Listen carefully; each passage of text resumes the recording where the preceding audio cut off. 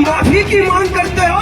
हमारे जो यूथ के कांग्रेस के हमारे नेता, हमारे भाई विकास परमार लाला जी, ये प्रदर्शन कर रहे थे थाने के अंदर बुलाकर। जब थानेदार ने इनको नीचे बिठाकर कहा कि माफी मांगना छोड़ देंगे वरना जेल भेज देंगे, छाती ठोक के हमारा भाई बोला जेल चले जाएंगे, माफी नहीं मांगेंगे। अरे तुम लाला से माफी नहीं मंगवा सकते, किसी एक से माफी मंगवा दो, कांग्रेस के किसी एक कार्यकर्ता से माफी मंगवा दो।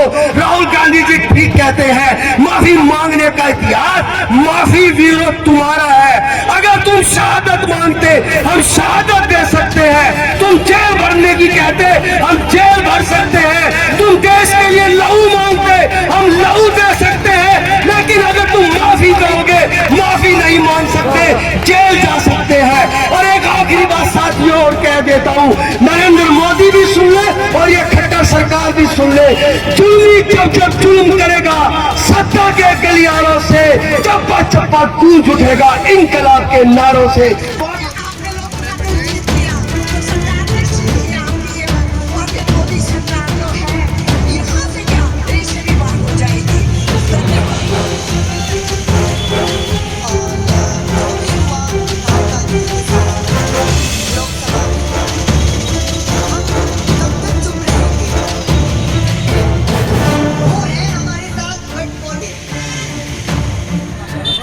जी ये बिल्कुल वैसा ही है। जब एक समय सन 1947 से पहले कहीं अखबार में कुछ छपता था तो उसके ऊपर केस दर्ज हो जाता था, और अगर जो हमारे शहीद इस भारत पे शहीद हुए, अगर वो लोग कोई आवाज़ उठाते थे तो उठा के उन्हें जेलों में डाल दिया जाता था, उनकी किसी प्रकार से एकता को भंग करने की कोशिश की जाती थी।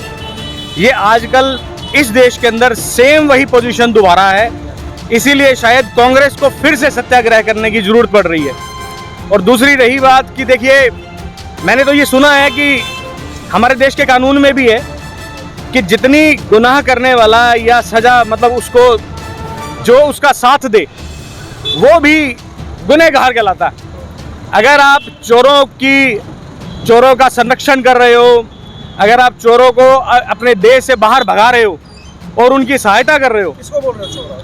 आप डायरेक्टली इनडायरेक्टली समझ जाएं। बोलो, मैं तो कहता हूं चौकीदार कल भी चोर था, चौकीदार आज भी चोर है, और चौकीदार जिनकी रक्षा करके उनको अपने देश से बाहर भगा रहा है वो सब चोर हैं। तो मैं ये कहता हूं कि केवल एक राहुल गांधी जी की सदस्यता रद्द करने से कुछ नहीं होगा।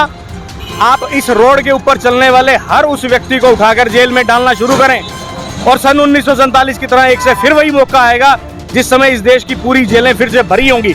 तब शायद इस देश के गूंगे बहरे अंधे राज करने वालों को पता चलेगा कि आज इस देश की जो स्वतंत्रता है, जो लोकतंत्र है, वो खतरे में फिर से है। रोहतक के विधायक बोल रहे मर्डर ऑफ डेमोक्रेसी। बिल्कुल है जी, मैं कहता हूँ ये लोकतंत्र की हत्या है।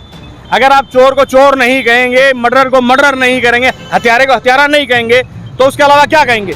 आप देख रहे हैं आज किस प्रकार से ईडी का गलत इस्तेमाल किया जा रहा है, रॉ का गलत इस्तेमाल किया, और जितनी भी जो सरकारी विभाग है उनका केवल और केवल जो दूसरी विपक्ष है उसको दबाने के लिए उनका इस्तेमाल किया जा रहा है, न कि और देश के लिए कोई धन इकट्ठा करने के लिए किया जा रहा हो। और सबसे बड़ी बात यह है कि इनकी 100 कार्रवाइयों में से 2 भी ऐसी कार्रवाइयां नहीं होती जो कंप्लीट मिलें।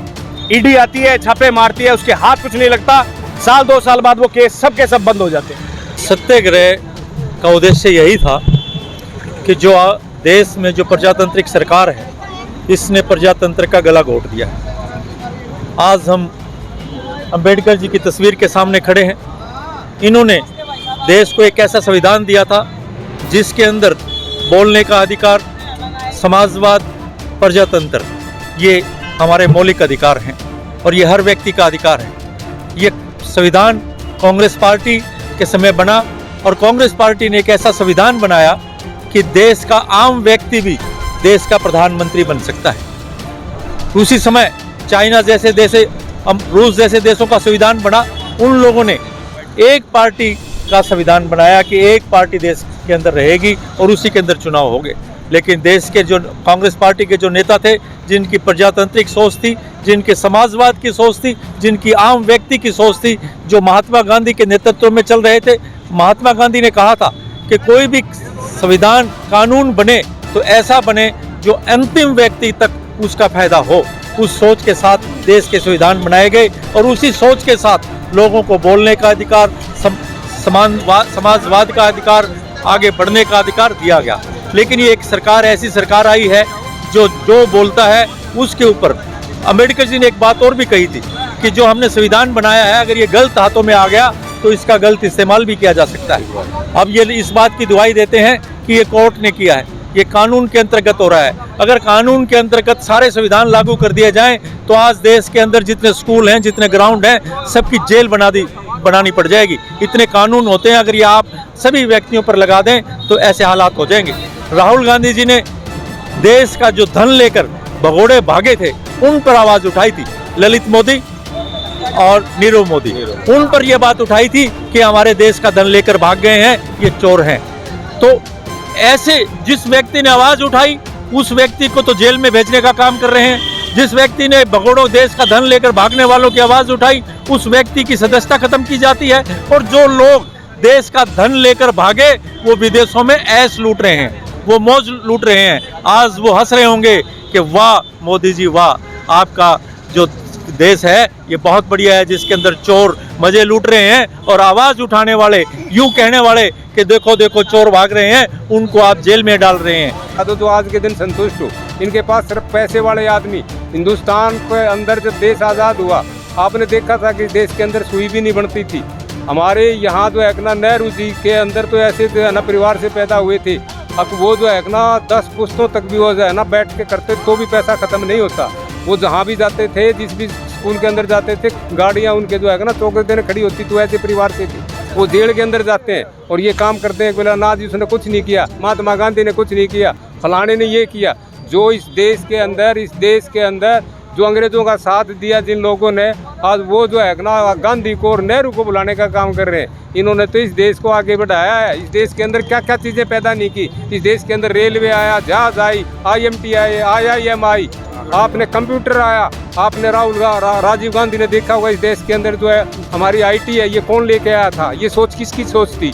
अरे उस राहुल गांधी को ये बताने लग रहे, राहुल गांधी ने तो अपनी जो है ना सारा सब कुछ खो दिया।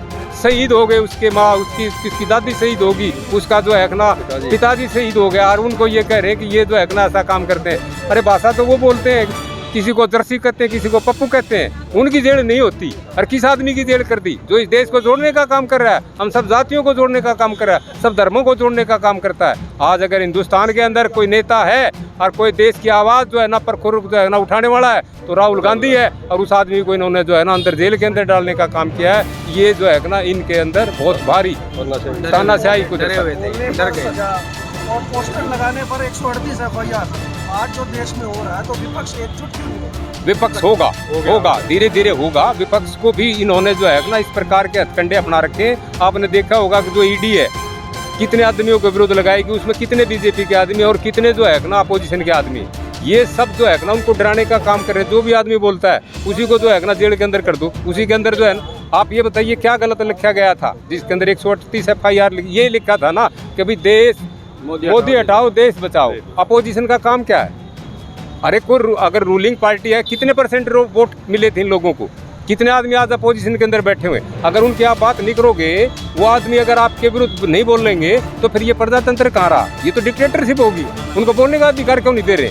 जब अपोजिशन अगर आप ठीक काम ना करोगे, आप देश को बेचने का काम करोगे तो हम चुपचाप बैठे रहेंगे। हम जेल जाने के लिए तैयार हैं। और हमने जो है ना आज़ादी के अंदर हमारी कौमों ने ऐसी जो है ना वीरताएं जो है ना की थी, हम उन कौमों से बिलोंग करते हैं। हमने तैमूर लंग जैसे जो है ना लाल किला के ऊपर हमने जो है ना वहाँ जाके झंडे गाड़ दिए थे। हम इनके भी जो है ना ऐसे परख से उठार देंगे अगर ये देश के अंदर इस प्रकार का काम करेंगे।